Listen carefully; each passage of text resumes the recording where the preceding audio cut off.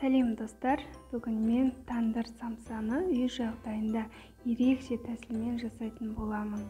Өте дәмді болып шығады, сіздерге жасауға да кеңес беремін.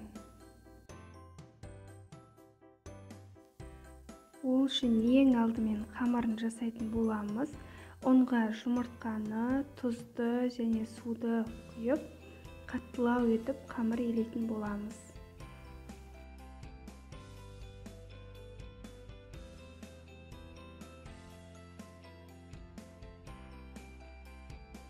Дайын болған қамырды 10-15 минутқа демалдырып қоямыз.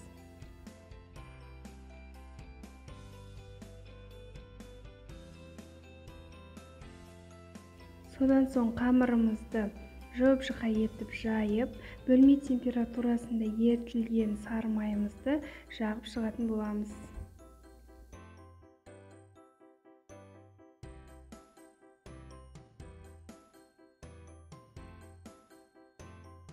Қамырдың барлық жеріне майды жағып болған соң, дәл осылай орап шығамыз.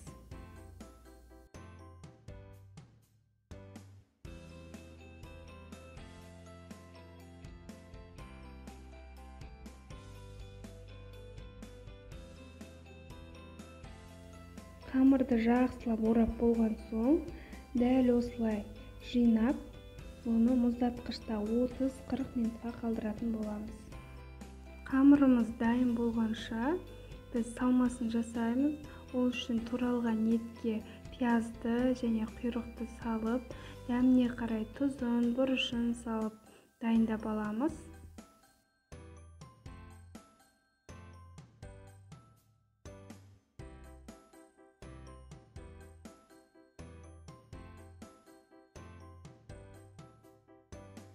Самсаның қамыры 30 минут бойы мұздатқышта тұрды. Енді қамырды бірнеше бөлшектерге бөліп аламыз.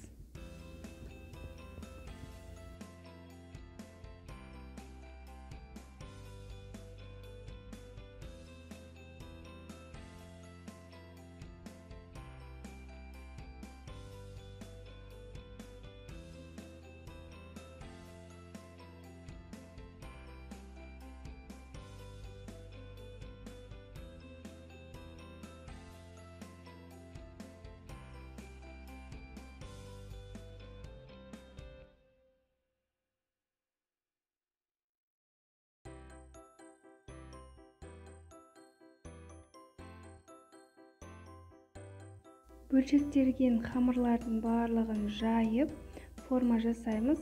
Қамырды қатты жұқа етіп жайып керек емес, орташалау етіп жайсаңыздар болады. Самсаның формасын мен кәдімгі тандыр самсаның формасына келтірдім. Егер сіздер басқаша етіп жасағыңыз келсе, өзіңіз қалағандай етіп жасауларыңызға болады.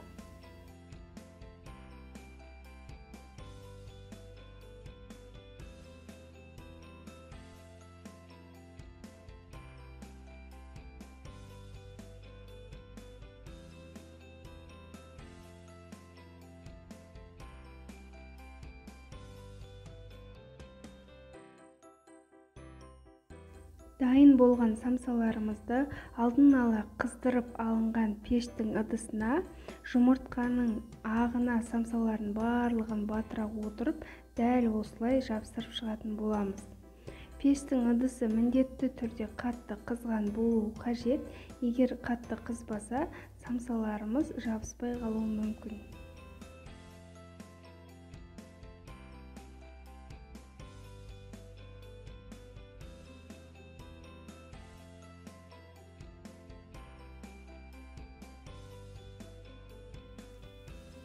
Содан соң бетіне жұмыртқаның сарысын және күнжітті сеуіп, әсемдеп аламыз.